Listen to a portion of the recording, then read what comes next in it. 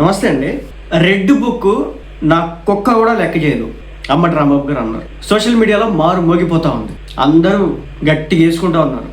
అయినా కానీ ఆయన నేను తగ్గేదేలే అంటున్నాడు. సో నా కుక్క కూడా లెక్క చేయదు అన్నటువంటి మాటలు వెనుకున్నటువంటి అంతరార్థం ఏంటి, అసలు ఈ స్థాయిలో మళ్ళీ బరి తెగించేస్తున్నారు, దీని వెనుకున్నటువంటి రీజన్స్ ఏంది, ఇలా కథ ఏంది ఇప్పుడు చూద్దాం.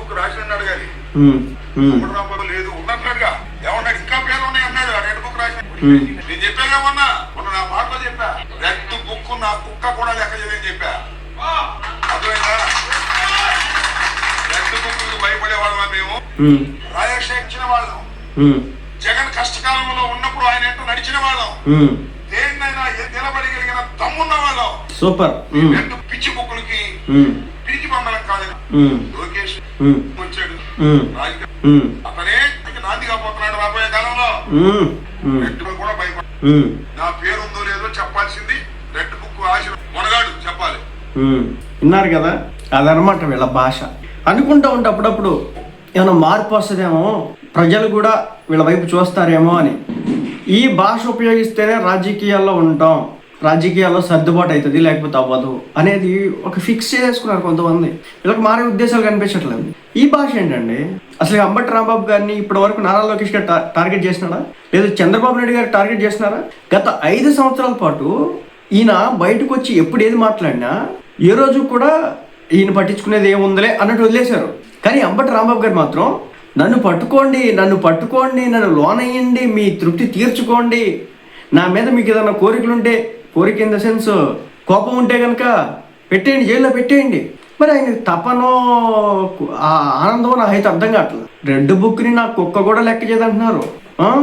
ఈరోజు పేర్ని నాని గారు కావచ్చు, నిన్న రోజారెడ్డి గారు కావచ్చు, ఇవాళ అంబటి రాంబాబు గారు కావచ్చు, వీళ్ళు ఉపయోగిస్తున్నటువంటి భాష, వీళ్ళు మాట్లాడుతున్న తీరు చూస్తూ ఉంటే అనిపించింది మరోసారి బరి తెగించేశారు. వీళ్ళకి బరి తెగింపు ఎక్కువైపోయింది. ఈ నోటికి ఎంత వస్తే అంత మాట్లాడుతూ ఉన్నారు. ఒక్క టీడీపీ పార్టీ లీడర్ని చూపించండి నాకు ఇలా మాట్లాడే వాళ్ళని. జగన్మోహన్ రెడ్డి గారిని ఉద్దేశించి ఈ స్థాయిలో ఒక్క పదం ఉపయోగించే వాళ్ళని, ఒక్క టీడీపీ పార్టీ లీడర్ కావచ్చు, ఒక జనసేన పార్టీ లీడర్ కావచ్చు, ఇలా మాట్లాడుతున్న వాళ్ళని ఒక ఇద్దరు చూపించండి చాలు. ఒకళ్ళు కాదు, ఇద్దరు చూపించండి. లేదు, ఇద్దరు కూడా ఒకళ్ళని చూపించండి చూద్దాం. పలాని వ్యక్తి బయటకు వచ్చి జగన్మోహన్ రెడ్డి గారిని దుర్భాషలు అన్నాడు ఈ స్థాయిలో అని. ఈ స్థాయిలో ఏదో ఒక రకమైన కోపం, ఆగ్రహం, ఏదో కుట్రతో కూడినటువంటి గొంతుతో వీళ్ళు ఉపయోగించేటటువంటి భాష నాకు కుక్క కూడా లెక్క చేయదని లెక్క చేయబాకండి. ఎవరొద్దన్నారు? ఎవరైతే అనుభవించారో అనుభవిస్తున్నారు కదా. అనవసర వివాదాల్లోకి తలదూర్చినటువంటి వ్యక్తులు అవుతుంది కదా. నాకు ఇప్పటికీ అదే డౌట్. చాలామంది కామెంట్లో పెడతా ఉంటారు, అప్పుడప్పుడు అడుగుతూ ఉంటారు, ఏమండి అంబటి రాంబాబు గారు ఇష్టం వచ్చినట్టుగా పవన్ కళ్యాణ్ గారి గురించి మాట్లాడారు కదా, మరి వీళ్ళ మీద చర్యలు తీసుకోరా? వీళ్ళు ఎక్కడ తప్పులు చేయలేదా? వీళ్ళు అధికారం ఉన్నప్పుడు ఏ మూలా కూడా ఏదో తప్పు జరగలేదా? చంద్రబాబు నాయుడు గారు తప్పు చేయకపోయినప్పటికి కూడా చేశాడు అని చెప్పేసి స్కిల్ డెవలప్మెంట్ కేసులు అన్ని దోశారు కదా లోనకి. 50కి పైగా రోజులు ఉంచారు కదా. మరి ఎమ్మెల్యేలుగా మంత్రులుగా చేసిన వాళ్ళు ఎక్కడా కూడా ఒక బొక్క కూడా ఉండకుండా ఉంటుందా? వీళ్ళు ఇంత శుద్ధపోసలా, ఇంత నీతి పరులా, నిజాయితీ పరులా, ఇంత నీతితో వీళ్ళు ఉన్నారా అనేది అడుగుతూ ఉంటారు నన్ను కూడా. అప్పుడు నేను చెప్తాను, ఏమోనన్నా తెలియదు. మరి చంద్రబాబు నాయుడు గారు ఆలోచన ఎలా ఉందో, నారా లోకేష్ గారు ఆలోచన ఎలా ఉందో, ఎందుకంటే వాళ్ళు వ్యక్తిగతంగా దూషించినప్పుడు కూడా వాళ్ళు సంయమనం పాటిస్తూనే వచ్చారు. ఏ రోజు కూడా బయటకు వచ్చి బహిరంగంగా వీళ్ళ స్థాయిలో మాట్లాడలేదు. మరి వాళ్ళకు ఉన్నటువంటి ఆలోచన అంటే ఈ విషయాలు చేయడం కారణంగా ఎక్కడైనా డెవలప్మెంట్కి ఏదైనా అగాధం కలిగిద్దేమో, ఇవే లైమ్ లైట్లో ఉంటాయేమో అనేది వాళ్ళు ఏమైనా అనుకుంటారేమో అండి. అందుకోసం అని చెప్పేసి బహుశా చేయకపోవచ్చు అని చెప్పేసి నేను మాట్లాడుతుంటా. ఎందుకంటే నాకు కూడా తెలియదు కాబట్టి.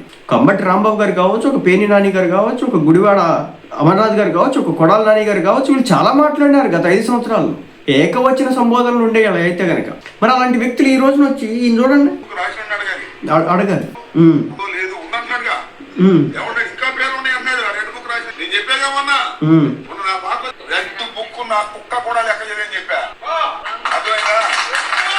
అది రెడ్ బుక్ని నా కుక్క కూడా లెక్క చేయదు. మీరు రాజ్యాంగం ప్రకారం నడుచుకుంటే చాలు. ఈ భాష ఏందో, ఈ ఆగ్రహంతో కూడినటువంటి మాటలేందో, ఈ వారం ఏందో, ఈ కథలేందో ఎవరికి కూడా అర్థం కానిటువంటి పరిస్థితి.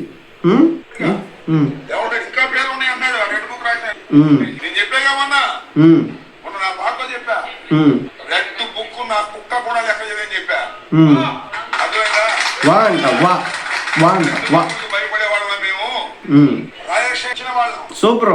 జగన్ కష్టకాలంలో ఉన్నప్పుడు ఆయన ఎంత నడిచిన వాళ్ళం. సూపర్. దేన్నైనా నిలబడగలిగిన దమ్మున్న వాళ్ళం. మీ రెడ్ పిచ్చి బుక్కులకి మీ రెడ్ బుక్కులకి పిచ్చి బుక్కులకి మేము భయపడే వాళ్ళం కాదు, మేము జగన్మోహన్ రెడ్డి గారి కోసం నిలబడ్డోళ్ళం, రాజశేఖర రెడ్డి గారు వెనక ఉన్నవాళ్ళం, సో మేము మమ్మల్ని ఇలాంటివి కూడా చెయ్యవు అని చెప్పేసి తెగేసి చెప్పినారు అంబటి రాంబాబు గారు. సో అదనమాట ఈ ఇలాంటి స్టేట్మెంట్లు ఇచ్చినప్పుడు కొంత జనసేన పార్టీలో కావచ్చు, టీడీపీ పార్టీ కేటర్లో కొంత నైరాశ్యం అనేది వచ్చింది అనమాట. నిరాశ నిస్పృహలు అంటారు కదా, అలాంటివి కూడా వస్తూ ఉంటాయి. ఎందుకు వీళ్ళని ఈ స్థాయిలో మాట్లాడుతున్నారు, ఇలా మాట్లాడనియొచ్చా? మన వాళ్ళే ఇటు పక్క నుంచి ఎవరు మాట్లాడనియరు. ఎవరైనా బయటకు వచ్చి ఒక కామెంట్ చేస్తే కూడా చంద్రబాబు నాయుడు గారు డైరెక్ట్గా వాళ్ళని పిలిపించుకొని నువ్వు పద్ధతి ఉండకపోతే కానీ నెక్స్ట్ ఎలక్షన్స్లో సీట్ ఉండదు అని చెప్పేసి మనల్ని హెచ్చరిస్తూ ఉంటాడు. ఎదుటోడి మాత్రం రెచ్చిపోతూ ఉంటాడు.